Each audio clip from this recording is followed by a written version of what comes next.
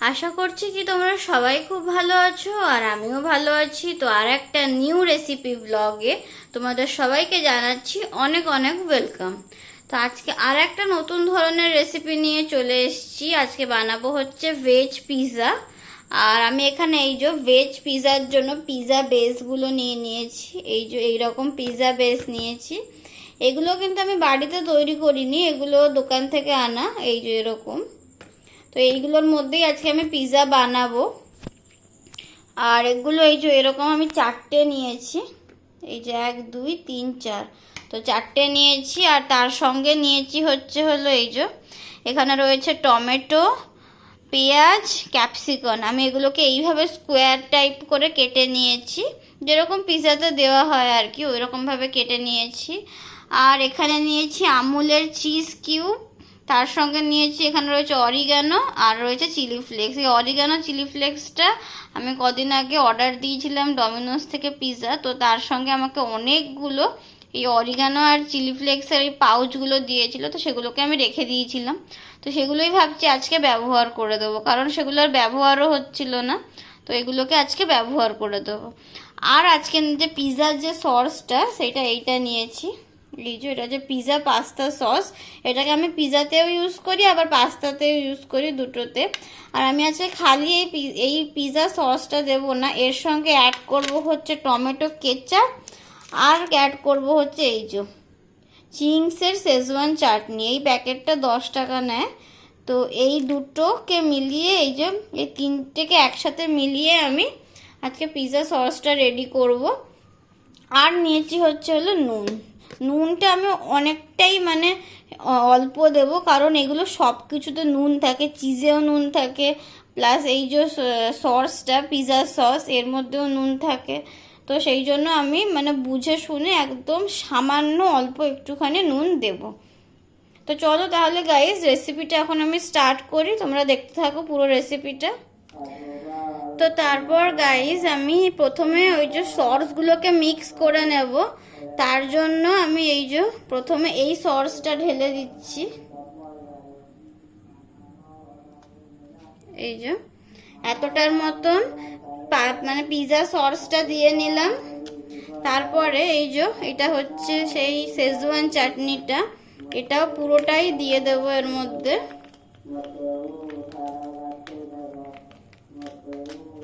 এই যে পুরোটাই দিয়ে নিলাম। আর তারপরে একটা একটা করে টমেটো কেচাপগুলো অ্যাড করে দেবো এর মধ্যে। আর এই যে সসগুলোর স্মেলগুলো খুবই সুন্দর, আমি তো এখন ঢালছি, তো সেই জন্য আমি বুঝতে পারছি যে স্মেলটা খুবই সুন্দর। আর আমি তো আজকে বানাচ্ছি হচ্ছে ভেজ পিৎজা, তো আমি এর মধ্যে পনির ইউজ করছি না, কারণ আমার কাছে বাড়িতে পনির নেই, তো সেই জন্য আমি পনির ইউজ করছি না। কিন্তু তোমরা চাইলে ভেজ পিৎজার মধ্যে পনিরও ইউজ করতে পারো। তো এই যে এই সব সসগুলোকে এইভাবে মিশিয়ে নিচ্ছি ভালো করে। আর এদিকে দেখো এইটা রেডি হয়ে গেছে, সসগুলো সব একসাথে মিশিয়ে নিয়েছি, তো এইটা পুরো রেডি। আর আই থিঙ্ক তোমরা একটা সাউন্ড শুনতে পাচ্ছ, সামনে ঠাকুরের একটা পাঠ হচ্ছে, তো সেই যে কারণেই একটা সাউন্ড আসছে। তো আর তারপরে নিয়ে নিয়েছি আমি একটা প্লেটের মধ্যে এই যে পিৎজা ব্রেডগুলোকে। তো পিৎজা ব্রেডের ওপরে আমি প্রথমে 1 চামচ ওই সসটা দিয়ে নিলাম। সসটা দেওয়ার পরে এরকমভাবে একটা চামচের সাহায্যে আমি সসটাকে স্প্রেড করে নিচ্ছি, যাতে সব দিকে সসটা ভালোভাবে স্প্রেড হয়ে যায়।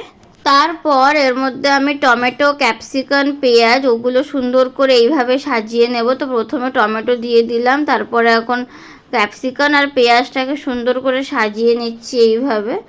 তো তোমরা চাইলে এর মধ্যে পনিরও দিতে পারো, কিন্তু পনির যেহেতু আমার কাছে ছিল না বাড়িতে, আমি সেই জন্য পনিরটা স্কিপ করে গেছি। কিন্তু তোমরা চাইলে এর মধ্যে পনিরটাও দিতে পারো, যেহেতু এটা ভেজ পিৎজা। টমেটো, পেঁয়াজ, ক্যাপসিকাম আমি সুন্দর করে সাজানো হয়ে গেছে আমার। এবার আমি এর মধ্যে দিয়ে দেব আমুলের চিজ, যেটা একটা গ্রেটারের সাহায্যে আমি গ্রেট করে এর মধ্যে দিয়ে দিচ্ছি পিৎজাটার মধ্যে। তো চিজটা তোমরা তোমাদের হিসাবে দিতে পারো, যদি কেউ কম চিজ খাও কম দেবে, যদি কেউ বেশি চিজ খাও বেশি দেবে, সেটা তোমাদের ওপরে।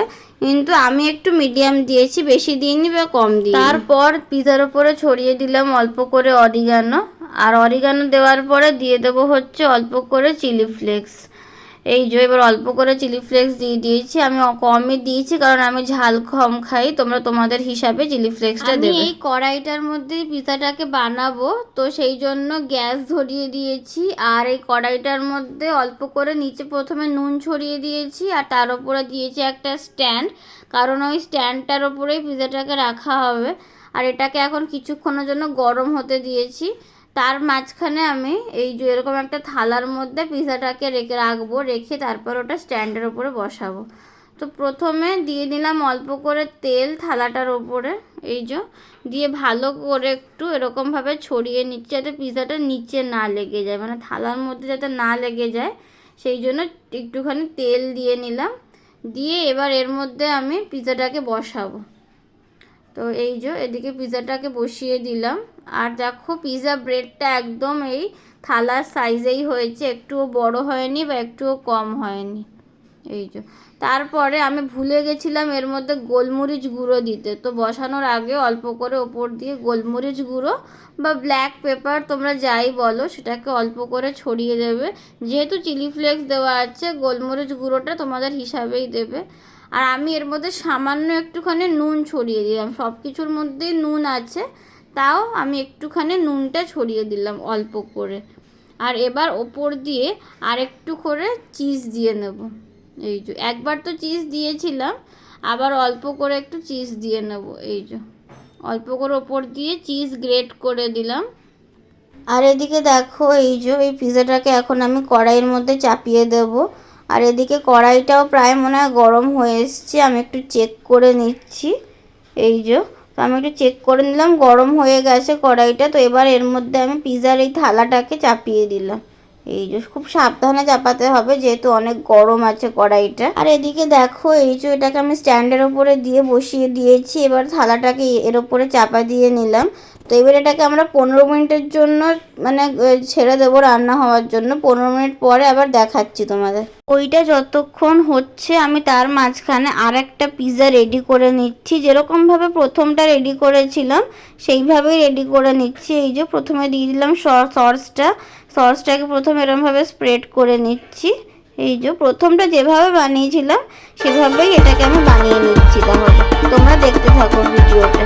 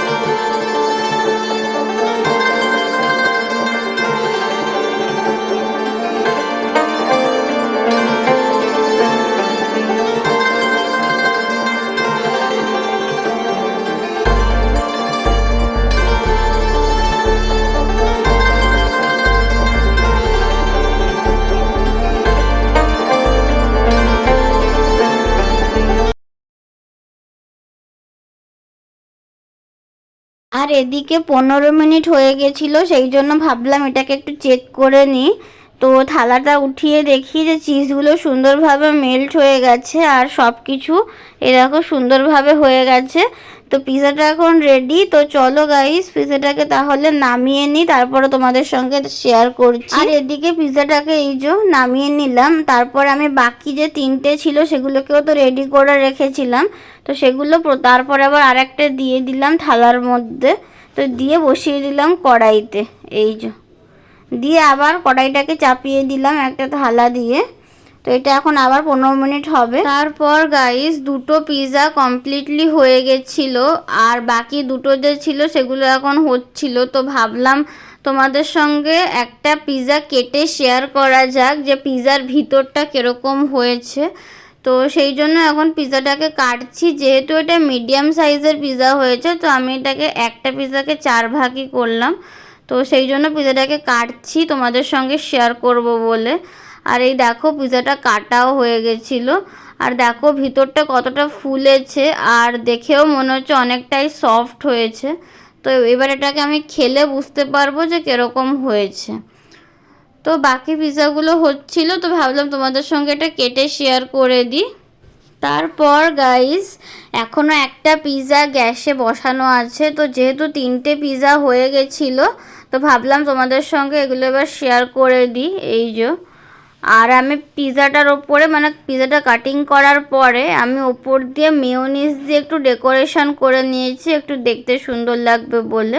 এই যে, তো আজকের এই রেসিপিটা তোমাদের কেমন লাগলো আমাকে কমেন্ট করে জানিও। যদি ভালো লেগে থাকে অবশ্যই একটা লাইক, শেয়ার, সাবস্ক্রাইব, কমেন্ট করে দিও। দেখা হচ্ছে তোমাদের সঙ্গে নেক্সট ব্লগে।